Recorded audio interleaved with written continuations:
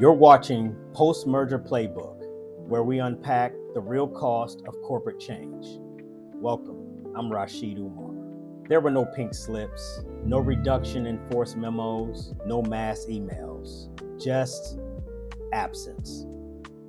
People stopped showing up, and most of them look like me. They call it a reorg, a consolidation, a new era. But for Black professionals in corporate America, especially in tech or the tech industry, mergers often signal something else: a quiet erosion of safety, of culture, of being seen. This is the story of how we disappear without being told to go. I've seen it, I've lived it, and I know I'm not alone. This series is about the stories we don't hear in press releases, the ones hidden in org charts, stripped from meeting invites, or buried beneath silence. Let's talk about what happens when a merger goes through, not in theory, but in practice. The big headlines talk about synergy, growth, and streamlining. But what does that feel like day to day for the people on the ground? For many Black professionals, it feels like being pushed towards the margins, slowly and subtly. Familiar rhythms of inclusion start to fracture. The unspoken safety you once felt begins to slip away.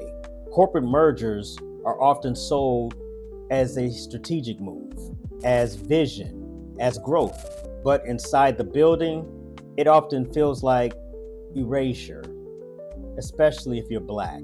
Leadership gets shuffled, values get repackaged, priorities get realigned, and the budget for DEI vanishes. The DEI lead you trusted, reassigned. The ERG that made you feel seen, now on pause. Your mentor who helped you grow, quietly let go. You start noticing who's gone. You start shrinking your presence. You smile through it. You overperform. You try to convince yourself it's just temporary, but deep down, you know, something is changing, and it's not for you. No announcement, no layoff, just a slow, almost imperceptible draining of inclusion. Representation wasn't the problem, but representation without power, without investment, without safety, that's how retention dies. It has happened many times, over and over again. One example I know of is someone, we'll call her M, who ran regional DEI programs that were once praised across organizations. After the merger, her budget was cut. Her calendar was flooded with meetings she didn't lead. Her role still existed, but her voice didn't. They told her, "We're reassessing." So she reassessed too and left.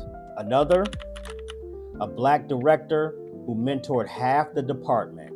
Post-merger, his team was dismantled, his authority rerouted, his visibility dimmed. His title stayed, but the substance of his leadership was stripped away. He lasted 4 months. These are not isolated incidents. They are patterns. This is the autonomy of a soft layoff, the kind you can't see in a chart, but you feel it in your bones. We weren't asked to leave, but the message was clear. We're no longer centered here. Let's step back. If this is happening, and it is, what does this mean?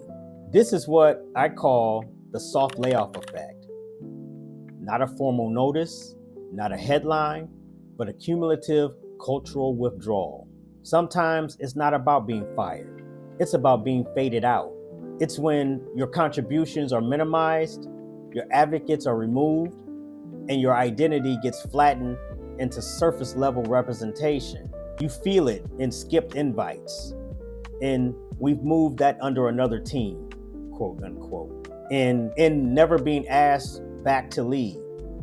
This is what I call the soft layoff effect. Not a termination, a slow detachment. It's when your work gets deprioritized, your influence rerouted, and your identity reduced to a checkbox. We don't need HR to send a goodbye email. We read it in the tone of leadership updates. We hear it in who gets quoted in town halls.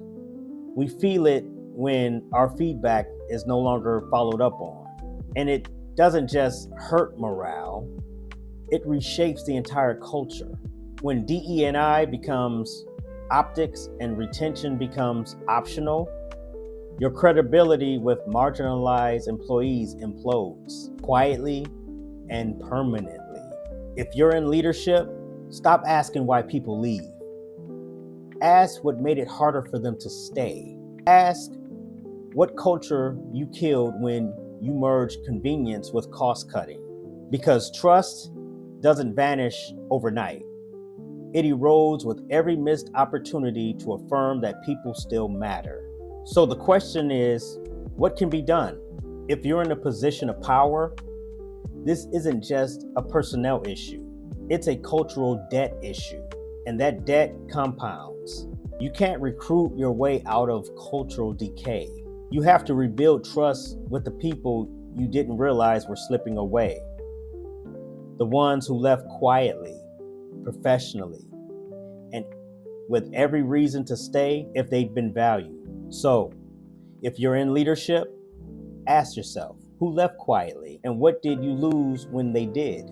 Because when inclusion becomes optional, presence becomes performative. And when the people who brought depth and difference to your culture walk out unannounced, you don't just lose them. You lose future talent who watched what happened to them. You lose authenticity. You lose momentum. This is Post-Merger Playbook. I am Rashid Umar. Keep building the case for what was never written in the exit memo.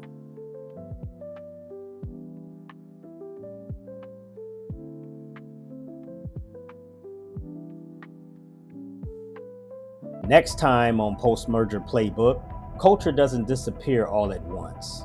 It gets deprioritized, absorbed, stripped from decks, ignored in strategy, and eventually it gets rebranded as something more efficient.